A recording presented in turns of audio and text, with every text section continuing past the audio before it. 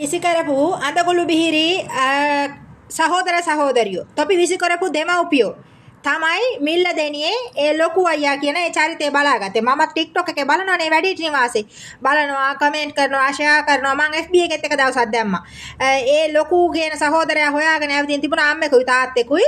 දරුවෝ ඔක්කොම ඉඩ කඩන් ලියාගෙන අම්මයි තාත්තා එළියට දාලා මම ෂෙයා කරා මේ TikTok එක අරගෙන මගේ FB එකෙත්.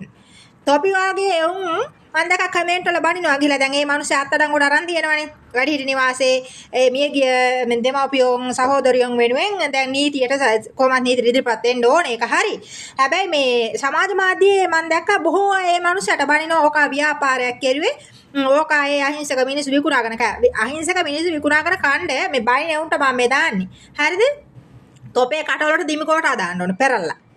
තොපි වගේ උන් තමා අඳගොළු බිහිරි ළමයෙක් ඉපදුනොත් ඒක විසි කරනවා අරන් ගුහිල්ලා ඈ අම්මෙක් අප්පෙක් ෂෙයරම ඉඩ කඩන් ලියා ගන්නවා මහේ උන් විසි කරනවා අරන් ගිහිල්ලා ඊට පස්සේ කවුද උන් බලන්නේ ඒ උන් ව්‍යාපාරයක් විදිහට හරි ඔය වගේ ඒ මිනිස්සයා ලොකු කියන ඒ මිනිස්සයා වගේ තව කී දෙනෙක් ඉන්නවද මහලු නිවාසම වෙන්ද වැඩිහිටි නිවාස අඳගොළු බිහිරි නිවාස කරන අය ඒවා තියෙන හින්දාට මම මේ මිනිස්සු ගිහිල්ලා එව්වලේ හරි ඉන්නේ අර දාන දෙනේ උන් ගිහින් වේලක් අර වේලක් හරි දාන දෙනේ හින්දා කාලා ඉන්නවා මේවා තහනම් කරන්න ඕනේ. මේ අරාබියේ ඉන්න අඳගොළු බිහිරි ළමයි ඉන්නවා. දෙමව්පියෝ කවදාවත් විසි කරන්නේ නැහැ.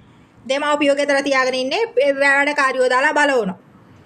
ඒවා අමාරුවෙන් හරි කරනකොට සෝබාදහම සල්ලි දෙනවා. සෝබාදහම නිකන් අහසින් වට්ටන්නේ අපි කරගෙන යන වැඩ කටයුතු වලින් අපිට නැති ප්‍රතිලාභ ලැබෙනවා.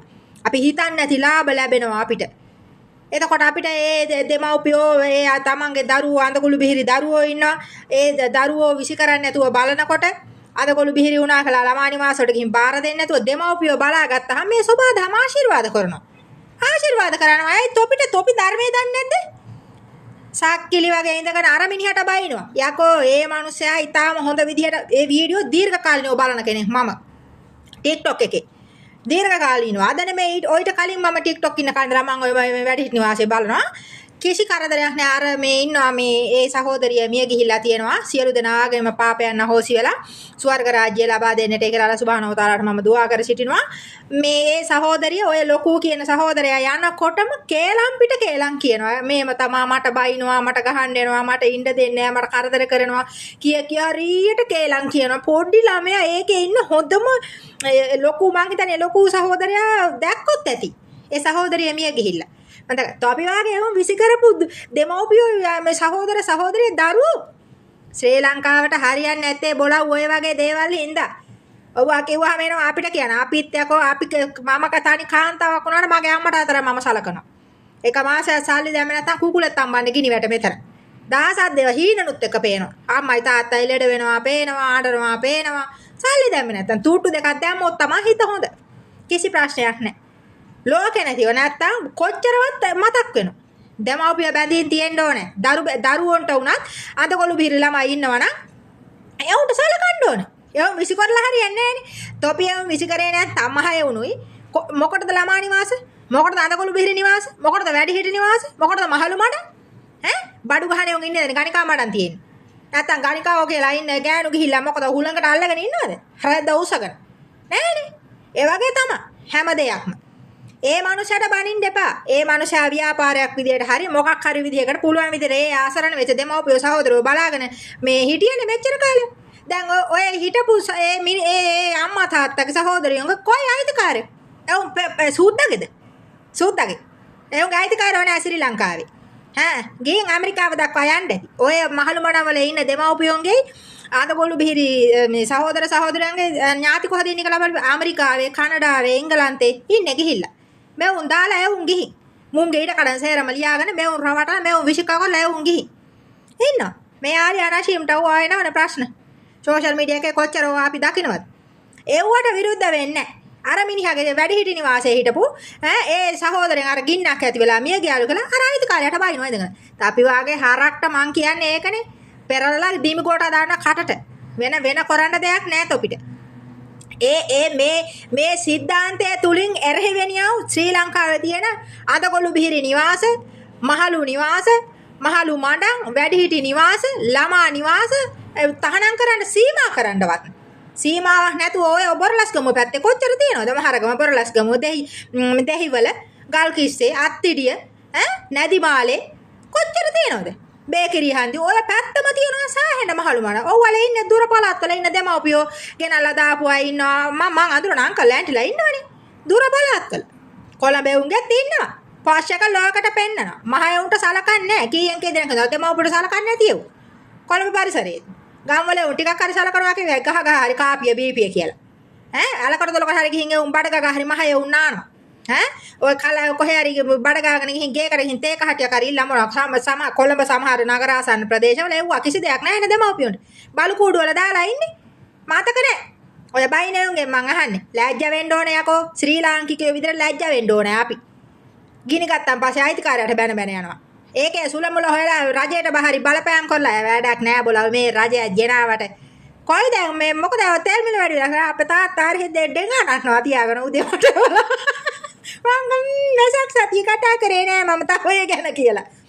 ඉතින් මෙව්වා තානා වෙන්නේ මෙව්වා ඇවිල්ලා සෝවා දහමෙන් අපිට දඬුවම් ලැබෙන දේ මං එදා ඉඳලා කියනවා මට අඬනවනේ දෙමව්පියෝ කතා කරලා. හාලියා දුවේ වීඩියෝ එකක් කරන්න මගේ දරුවෝ මට සලකන්නේ නැහැ. මගේ දරුවෝ ඊට කඩන් ලියාගෙන මට ගෙදරින් යන්නකෝ මං කුලියට දැන් ගිහින් ඉන්නේ එක ළම්මලා හතලා මට කතා කරනවානේ. මං සමහරලාට වීඩියෝ කරලා හොඳ පද වලින් කියන්නේ ආන් එතකොට තමයි ඔය. නංගන් කියන්න බෑනේ. ඉතින් ඒ නිසා මේ අරබි රටවල කොහෙවත් නැහැ වැඩිහිටි නිවාස. මහලු මඩක් නැහැ. අඳකොළු බිහිර නිවාස නැහැ. අඳකොළු බිහිර ළමයි කොච්චර ඉන්නවද මේ අරබි මුස්ලිම් වල. ඔය ගෙවල් වල වැඩ ඉන්නවගෙන් හපියෝ. ඔය වැඩි දැන් ඊශ්‍රායලයන් යන්නේ මොකද ඔය? ලෙඩ්ඩු බලා ගන්න යනවා මොකු බලන්නද යන්නේ ඔය. මහයෝ බලන්න ගන්නේ ඔය. ඊශ්‍රායල වල වැඩි හරියක් යන්නේ ඒකටනේ. කෑගිව කියලා. බලනවා පඩි ගෙවලා. ලැබෙන්නේ ඒකයි උන්ට. ලැබීම තියනවා හිඟපොතයක් නැහැ. තමන් ලේන් ජාතක කරුවා අප්පා දසමාසයක් කොහෙද යන වදපු අම්මා විසික්කා කරනකොට තමන් කොහම හරි තල්ල බෙල්ල ගහගෙන ජීවත් වෙයි රටටම හෙන ගහනවා. තමන් කරන පාපේ තමන් උඩින්ම යන්නේ සමහර විට. මම කියන්නේ ඒකයි. අපි කරන සමහර වැරදි තියෙනවා අපේ රට සමාජයේ පවුලේ උන් පිටින් යන්නේ ඒවා. එහෙම එකක් තියෙනවා සබාධම. තොපිට ඉතින් ඔවා සිංහලෙන් කියලා තේරෙන්නේ නැහනේ. සිංහලෙන් කුණහපරෙන් කියලාවත් තේරෙන්නේ නැහැ. ඔය ගොඩාක් ඔය මුස්ලිම් අයගේ තියෙනවා 100%ක් 6ක් ඉන්නවා පහුගිය කාලේ මුස්ලිම් කාන්තාවක් මිය ගියේ මහලු මඩමක ඉඳලා. ආදාහන කරනවා හැම පෙන්නුවේ. ඉන්නවා. අය හැබැයි කාත් කවුරුවත් නැලු. කාත් කවුරුවත් නැති උන් නැහනේ. මහය උන් නැති උන් සහෝදරයෝ නැති උන් දරුවෝ නැති උන් ඉන්නවද මේ මහ පොළවේ? බැඳීම් නැති උන්. මොකද අල්ලා නිකන් තොස් ගාලා දැම්මද මහ පොළවට? මන පිස්සු දබන් ඉන්නවා. සමහර උන්ගේ ආත්ම ගෞරවය හානි වෙයි කියලා කියන්නේ. ගිහින් කියනවා මං අනාථයා. මේ මමත් කියන්නේ මං අනාථයා කියලා. කාත් කවුරුවත් නැහැ මං අනාථයා. අන්න ඒ වගේ කියන අය ඉන්නවා. මහලු නිවාසවල අම්මා තාත්තා ළඟට ගිහින් දුක අහපල්ලා බලන්න දරුවෝ කී දෙනෙක් දරුවෝ සලකන්නේ නැද්ද ශ්‍රී ලංකාවේ? මහලකුවට ඒ උනට කොහරි දානයක් දෙනවා කියලා මම බලන්න. පුක උඩ දාගෙන යන්නේ දාන් දෙන්න. මහලු මඩ. ඒ වගේ තමයි. ඒ අඳගොළු බිහිරිලා මේ වැඩිහිටි නිවාසේ අසනීප නැති අය ඔය වගේ දරුවෝ විසි කරපු දෙමාපියෝ සෑහෙන පිරිසක් හිටියා. ඒ ලොකු කියන සහෝදරයා පුළුවන් විදිහට බලාගත්තා. ඒ එන ආදායමෙන් ඒ මනුස්සයා ගන්න ඇති. ගත්තගෙන් ඇයි? ලැම්බෝගිනි ගත්තා කියලා මොකද යකෝ ඒකගේ මොකද ඒකගේ අම්මද අප්පද? ඒ මනුස්සයා ගයක් අරගෙන කොහම හරි බලා කියාගෙන හිටියනේ මෙච්චර දවස්. දැන් ඕක ගිනි ගන්න කවුරුද විරුද්ධ වුනේ? මන්ද කර ගෑණියක් කොහෙද පිත්තම වගේ මග වගේ කට තියාගෙන කෑ ගන්නවා. අනවසරයෙන් ලුව එක කරගෙන ගියා කියන්නේ මේ ඒකේ රුපියල් අතුල් වෙන්න මේ 70000ක්ද කොහෙදලු මාස ගානේ 35000ක් ගන්නලු. ඉතින් මොකටද උන්ට කමරන්නේ? මොකටද එහෙනම් ලොකු කියන මනුස්සයාට තොපි සල්ලි දුන්නේ? තොපිට තිබ්බනේ මහේ උන් ගෙදර තියාගන්න. ලෙඩේ උන් ගෙදර තියාගන්න. එව්ව කරන්නේ විසික්කා කළා. මං වගේ මට එහෙම බලතල තිබ්බනම් ඔය වගේ කතා කරනකොට චාප්ප කරනවා මං කට. තමන්ගේ වැඩේ හරියට කරපියව. එතකොට එක එකාගෙන් මේ ආඩපාලිය අහන්නව එක එකට බැඩ ඇවිදින්නවත් දෙයක් නැහැ. තමන්ගේ අම්මා තාත්තට සලකපියව හිඟා කාලා හරි. තොපි හැදුවනේ අතපය නොකඩ. වැඩ කරපියව කළු ගල් හරි කඩපියව. කඩලා කාණ්ඩ දීපියව අම්මටයි තාත්තට. නිකම්ම හම්බ වෙනවා අපිටත් කොච්චර මොන බාධකාවක් අපේ අම්මයි තාත්තයි මුදේ එළියකට ආශිර්වාද කළවනේ පුතේ දෙමව්පියෝ දෙන්නට සලකන පින මෑති මගේ පුතාලට මේ ජීවිතේ කිරි උතුරන්න කියලා කියන්නේ. අන්න දෙමව්පිය ආශිර්වාද. අපි මහ ලොකු සල්ලි දෙන්නේ නැහැ. ඒ වුණාට ඒ දෙන දෙමව්පිය ආශිර්වාද ගන්න එව්වා නැහැ. දෙමව්පියෝගේ ඇස් වලින් කඳුළු වැක් කරනවා. දරුවෝ කියන්නේ විසිකරලා අම්මයි තාත්තයි. ඉතින් රටකටවත් හරියනවද? කැඳවත් නැති වෙන කහඬ දෙයක් දැක්කො ශ්‍රී ලංකාවට මේ ජනාධිපතිතුමා හරහාවත් මේවට ඉල්ලීම් කරලා ඔව්වා සීමා කරන්න ඕනේ. අත්‍යවශ්‍යම අවශ්‍යතාව තියෙන අයට විතරක් මඩන් දාන්න ඕනේ. හැම හුත්තම අරන් ගිහලා රිංගවන්නේ නැතුව. ඊට පස්සේ බයිනෝ අයිතිකාරවන්ට.